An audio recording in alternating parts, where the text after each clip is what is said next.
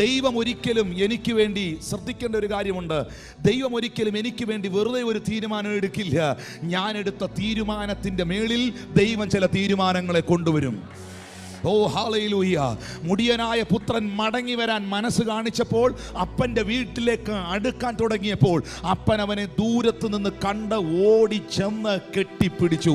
ദൂരത്ത് നിന്ന് കണ്ട് ഓടിച്ചെന്ന് കെട്ടിപ്പിടിച്ചു. സ്റ്റെപ്പ് വയ്ക്കാൻ തയ്യാറാണെങ്കിൽ നീ നടക്കാൻ, ദൈവത്തിൻ്റെ സന്നിധിയിലേക്ക് നീ നടക്കാൻ തയ്യാറാണെങ്കിൽ നിന്റെ അരികിലേക്ക് ദൈവം ഓടി വരും. ദൈവത്തിൻ്റെ സന്നിധിയിലേക്ക് നീ നടക്കാൻ തയ്യാറാണെങ്കിൽ നിന്റെ അരികിലേക്ക് ദൈവം ഓടി വരും. ഇന്ന് പകൽ എത്ര പേർക്ക് അത് മനസ്സിലാക്കാൻ കഴിയുന്നു? അപ്പൻ അവനെ ദൂരത്ത് നിന്ന് കണ്ട് ഓടിച്ചെന്ന്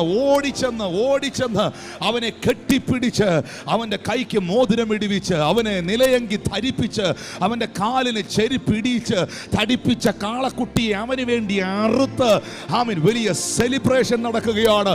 ഇന്ന് നാം തിന്നാനന്ദിക്കുക. എൻ്റെ ഈ മകൻ മരിച്ചവനായിരുന്നു, വീണ്ടും ജീവിച്ചു, കാണാതെ പോയിരുന്നു, കണ്ടുകിട്ടിയിരിക്കുന്നു.